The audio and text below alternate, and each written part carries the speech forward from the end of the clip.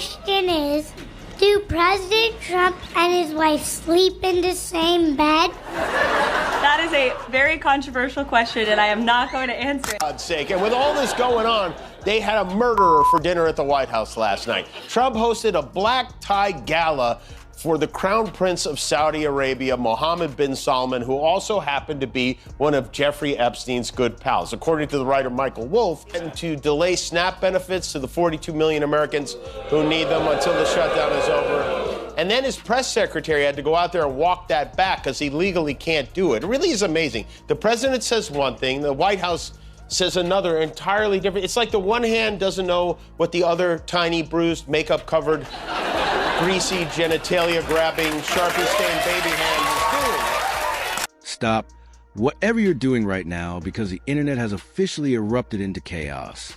Seriously, even if you're halfway through a nacho, pause for a second because things just reach volcanic levels. Jimmy Kimmel unleashed a full-scale eruption aimed straight at Donald Trump and Karoline Leavitt. And the impact was nothing short of legendary. These weren't ordinary punchlines. They were precision strikes so sharp they practically needed warning labels. The drama was so intense it felt strong enough to fuel an entire season of the wildest reality television. If you thought you had seen Savage before, you might as well reset your expectations because what followed left people stunned, furious, and completely glued to the moment. Now, MAGA gold in there.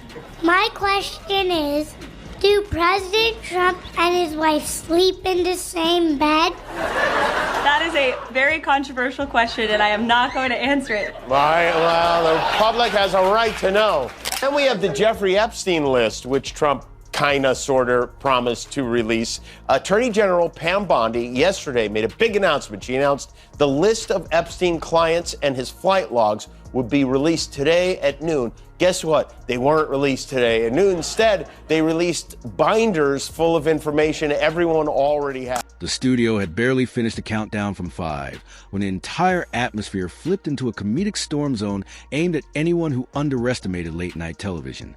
Trump and Karoline Leavitt walked into that broadcast glowing with confidence and absolutely unaware that the very confidence they brought in was about to become the spark that ignited their own disaster. And it says one thing, the White House says another entirely different. It's like the one hand doesn't know what the other tiny, bruised, makeup-covered, greasy, genitalia-grabbing, Sharpie-stained baby hand is doing. And also, hey, you just think about how cruel a person has to be to cut off food to 42 million people. It's the kind of thing that makes you go, oh, no wonder his kids are like that. The guy who never missed a Happy Meal in his life is deciding who gets to eat in this country. So after a federal court ordered them to do it, the Trump administration agreed to pay half the benefits, which is not enough, so we are going to have to... If you are enjoying this video, make sure you subscribe to the channel and hit the bell icon. The audience didn't just ease into laughter. They shot into it like they'd been launched by emotional catapults. These jokes didn't land softly. They slammed down like bowling balls tossed from a rooftop. Karoline didn't just get roasted. She was practically marinated, cooked, and plated for public viewing. The punchlines came so rapidly that even the Wi-Fi probably needed a painkiller to keep up. Karoline Leavitt a chance to take questions from some of the other kids in attendance. The president's religion. What's the president's religion? The president is a Christian, and he believes in Jesus. What is President Trump's favorite food? I think his favorite is probably steak. I think his favorite room in the White House is definitely the Oval Office, because it's so beautiful, and he has decked it out in gold. There was no dramatic pause, no compassion, and no breathing room for dignity to survive. Jimmy fired off verbal chaos the same way a gardener hits weeds on the first day of spring. Except this time the weeds were egos and the spray was pure humiliation. Trump and Karoline might have hoped for casual TV banner, but instead they found themselves trapped inside something that felt more like a comedic demolition derby than a harmless conversation.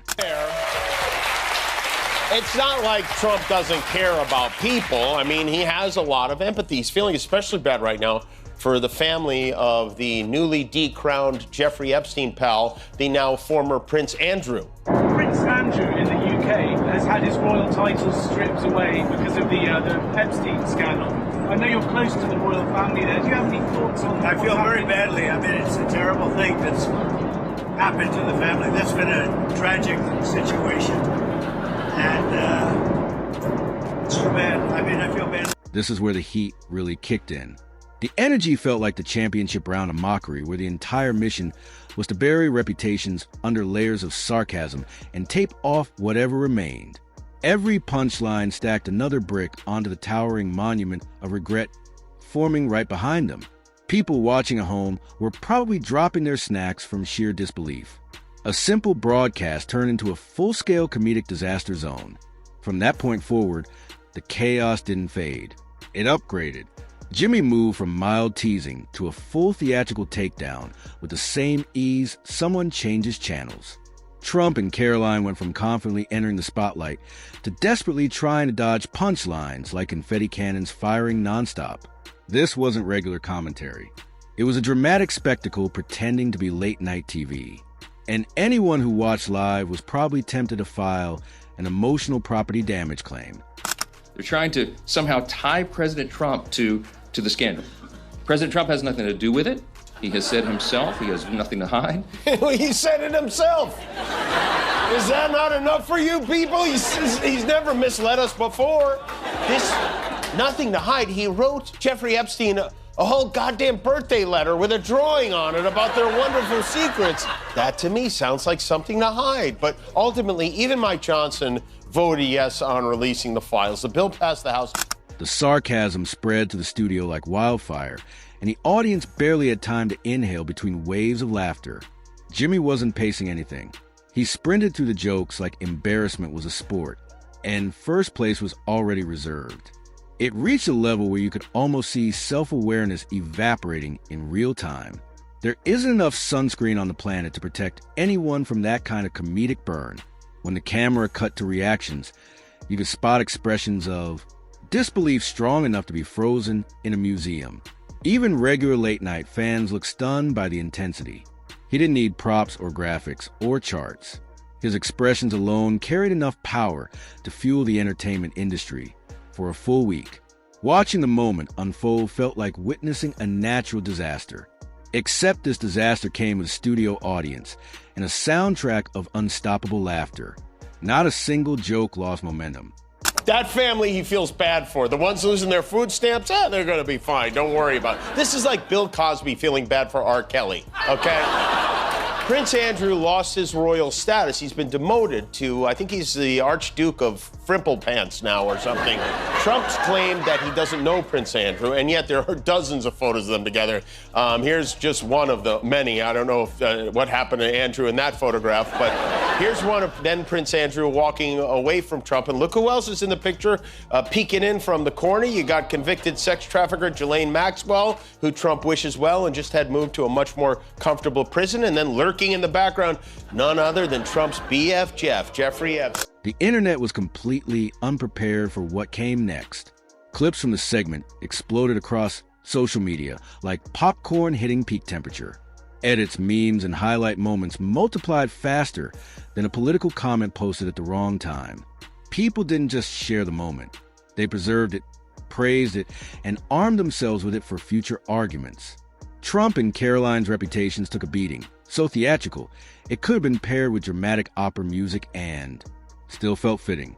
Their faces showed they expected something totally different from what they received. Every comment section added another layer of satire, so heavy the floor probably needed reinforcement. Trump and Karoline stood frozen metaphorically as the show shifted into a lava flow of televised humiliation. This wasn't simple humor. It was performance art powered by pettiness and undeniable comedic skill. The Senate jumped in and voted yes by unanimous consent, which means the bill now goes to the White House, which means Trump's going to have to sign it. The goal was to have the bill passed by such a large margin that Trump can't put his little orange thumb on the scale and give it the old Cheeto veto. But make no mistake, this isn't over. He's not giving up easy. If anyone thinks he's going to release all the Epstein files, I've got a beautiful East Wing of the White House to sell you. The studio was experiencing an epic storyline no one saw coming. People laughed so hard, they probably activated muscles they forgot existed. Audience members looked like they had witnessed a defining moment in history. The kind that never enters a textbook, but definitely gets brought up during family gatherings. The spectacle didn't request approval. It consumed attention entirely. Producers didn't need to step in because the entertainment value hit heights that network executives dream of. The jokes got sharper, the timing got faster, and the pace never slipped. For even a heartbeat, even the quiet parts carried a dangerous silence.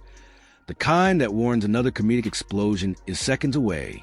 It was the kind of television future comedians might study as both inspiration and a cautionary tale. Trump and Karoline, on the other hand, resemble caution signs, reminding people never to underestimate a professional comedian. The political world responded instantly and dramatically because nothing spreads quicker than consequences wrapped inside jokes. Musk, and Trump gave him a little love when he came out. He was checking to see if Elon made himself pregnant too. These guys, their relationship is like a cyber truck. It's cold one minute, on fire the next. I guess they made up. Don't forget, Musk publicly threatened to drop a big Epstein bomb on Trump. But now I guess they're cool. It was a parade of the unpleasant, and no one seemed to be enjoying themselves less. If public humiliation had a leaderboard, this night pushed the score so high it might never be matched. Supporters struggled to spin it, critics celebrated it, and moderators across the internet fought to control comment sections that refused to slow down. The fallout stretched far beyond the studio walls, and the segment turned into a cultural moment instead of routine entertainment. Jimmy delivered a spectacle so intense it felt capable of changing the weather. Trump and Karoline didn't just lose the moment. They lost the entire comedic dimension altogether. A roast became a landmark. That landmark became a viral wave. And that viral wave turned into history. Even after the cameras stopped rolling, the echo of the chaos lingered. Trying to summarize the aftermath would be impossible because it never actually ended.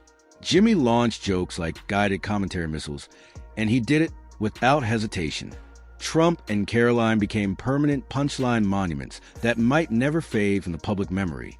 The moment didn't close, it became legendary.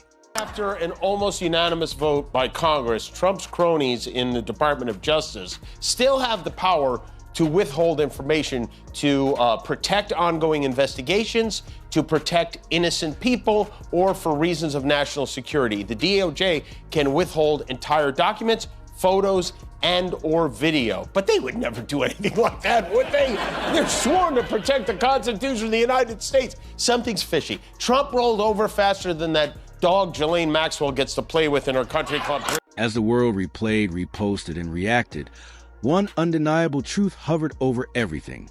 People love watching unstoppable comedy collide with unstoppable ego. It is messy, unpredictable, and unforgettable. Most televised moments disappear quickly and get replaced by the next trending topic. But not this one, not even close. When Jimmy Kimmel unleashes, the universe practically shifts. The ripple effect from that night kept spreading across media like a shock wave that refused to weaken. Commentators pretended to be invested in nuance, but secretly they lived for the circus. Even people who never watched late-night television found themselves pulled into the chaos like bystanders caught near an amusement park explosion. The momentum didn't fade. If anything, it escalated. There was no cooling period because the drama stayed burning hot. They ate, and then Trump kept the party going at the U.S.-Saudi Investment Forum, where Prince Salman and the Burger King made a very dramatic entrance.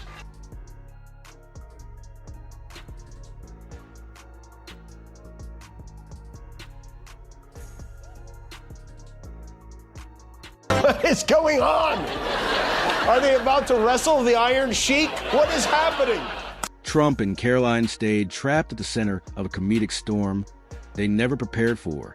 Their public images flattened like a cartoon anvil falling from a skyscraper, wiping out expectations and confidence with dramatic efficiency. Every meme and every recap added another decorative layer to the wreckage. No one asked for mercy, because mercy clearly wasn't trending. What made the moment iconic was how effortlessly it unfolded. Jimmy didn't perform like he was destroying legacies. He acted like he was casually taking care of chores using a flamethrower for fun. The jokes weren't panicked improvisations. They were delivered with a calm ruthlessness, like someone folding laundry while a house burns down, on behind them for cinematic effect. That kind of composure made the chaos even more fascinating. The segment ended, but the humiliation remained suspended in public space for everyone to revisit. When the internet uploaded it, the moment became an heirloom of embarrassment. It also proved that comedy does not negotiate with pride. Try to push back against a comedian mid-attack is like trying to stop a hurricane with a beach umbrella. It sounds possible in theory, but in practice, the umbrella becomes a flying symbol of failure. The audience sensed the point of no return long before anyone on stage realized it. Not even a commercial break could salvage the situation.